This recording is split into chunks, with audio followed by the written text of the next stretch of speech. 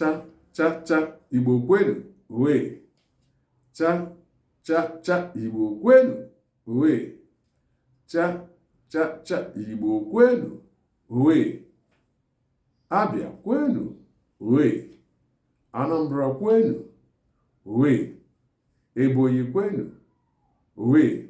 Enugu kwenu, owe. Igbo ndị mma kwenu, owe. Nigeria kwezuono. We've arrived safely. Hello friends, families and loved ones. I welcome you all to my Igbo segment. Let's learn everything about the Igbo.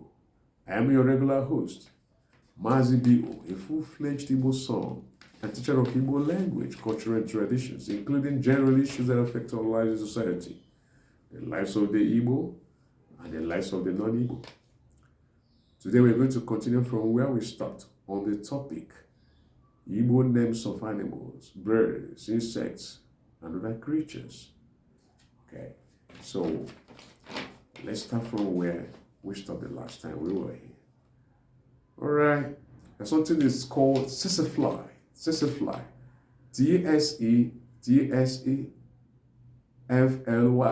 T-S-E-T-S-E-F-L-Y. Tsetse-fly. That's how it's pronounced. And the Igbo people call it Ikere. Ikere, or some people call it Udunta. Ikere or Udunta. Ikere is spelled as I-K-E-R-E. Ikere. Then Udunta is spelled as U-D-U-N-T-A. U-D-U-N-T-A. Udunta. So, whichever of the two you choose to use to describe tsetse-fly, you're correct. Okay, that's, Igbo dialects are too many. So, but I've chosen the ones that are well known, the ones considered as Igbo, generally accepted Igbo dialects. Okay, generally known as Igbo Izwe. Okay, then the other one is called, this tsetse-fly is dangerous. Science has faulted it as the chief cause. Yeah, the chief cause of, what's it called? Sleeping sickness. So once one is bitten by a tsetse-fly, the person is assumed to have contacted sleeping sickness. So that's the assumption. So avoid it. Wherever you see, try kill it. All right. We don't need it. They are not friendly, so we have to get rid of them. Okay, just as we do get rid of mosquito. One usually says, kill mosquitoes. Mosquitoes kill. All right. Then there's one that's called hornets. H-O-R-N-E-T-S. Hornets. Hornets. H-O-R-N-E-T-S. Hornets. Because once it's more than one, it becomes hornets. So this hornets as an insect is called uduatani or uduatano. Uduatano. Uduatano. U-D-U-A-T-A-N-E-O. U-D-U-A-T-A-N-E-O. Uduatano. So that's what hornet is called in Igbo. Uduatano. Okay. So now we have what's called guinea fowl. Guinea fowl. So in Igbo it's called ogazi. O-G-A-Z-E. O-G-A-Z-E. Ogazi. That's what guinea fowls, are called. And remember, we have eggs laid by guinea fowls and the ones laid by quails. Quail is what we call, Igbo people call okwa or kwea. So otherwise some people call quail, bush fowl. Okay, all right. So the eggs look alike. The eggs laid by bush fowl, that is the okwa. The quail look like the ones laid by guinea fowl. They look alike, but they taste differently because they are led by different birds. Okay, so when you hear choka, choka, choka, choka, choka, then you know that a quail is somewhere in the bush. You can usually find it very close to your home. If your home, the base of your home, or rather the back of your home, faces a piece of bush, yeah, that's when you hear such out there. Or maybe there's a bush a little far away from your home in the hinterland. That's where you hear choka, choka, choka. That's it. That's a sound made by quail. Then other birds have their different sounds they make as well. All right. Then you have the other one called eagle. Eagle, the king of birds, especially king of flying birds or aerial birds. Then it's called ugo. Ugo. U-G-O. Ugo. That's what eagle is called in Igbo language. Then we have hawk. Hawk.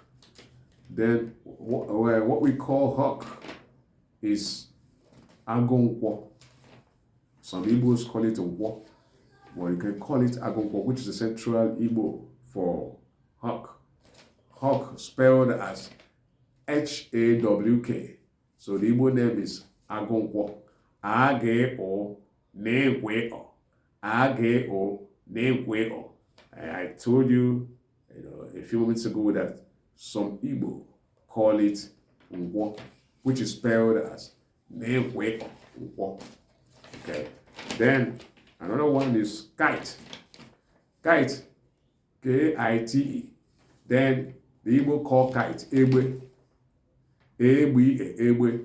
The one, even both the hawk and the kite are usually after chicks, lizards, and other little creatures, found on the ground.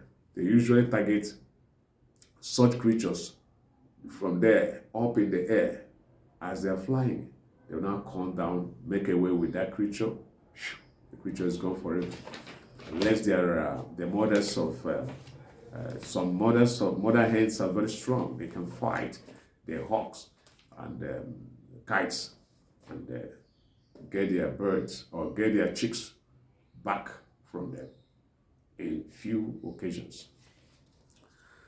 Excuse me, I'm allergic to cold, guys. Then we have what's called excuse me. Have what is called lizard. Lizard is called ngwere in Igbo. Ngwere. Oh, sorry guys. Ngwere. Ngwere is Nengwi Eri. Nengwi Eri. That's ngwere. That's what the Igbo call lizard. Then we have what is called locust. Locust. Locust is called igrube in Igbo. Igrube. Igrube is spelled as excuse me. Igrube is spelled as I-G-U-R-U-B-A. I-G-U-R-U-B-A. Igrube. That's what the Igbo call locust. Then we have iguana. Iguana crawls slowly, doesn't walk fast, if you know it. And it has the head of a reptile. It has a head of a snake, head of a lizard, but it's bigger in size than the lizard. And also than some snakes as well. So iguana is called in Igbo owl. Owl is spelled as A-R-E-O. A-R-E-O, combo of ge and he. That's ro, re, then aro. Okay, so that's the name. Then the other one is hippopotamus. You know, the ones children used to sing. There's a way they usually sing it, nursery rhymes.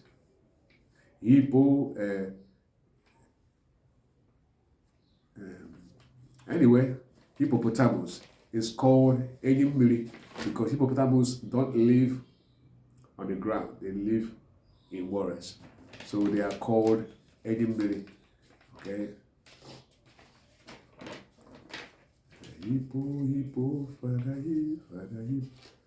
H-I-P for the hippopo. P-O for the hippopo. T-A-M-U-S for the hippopotamus. Something like that. I forgot. Okay, that's just it. Okay, guys. I guess we're done with names of animals as the Igbo call them. Alright, guys. Thanks for watching. Please do not hesitate to subscribe to my channel because I believe you like exactly what you've seen, what you've watched. Alright, guys. Let me bid us good night rest so that I will be strong enough to face tomorrow's hustle. Alright, from me to you. Bye bye. Love you all loads.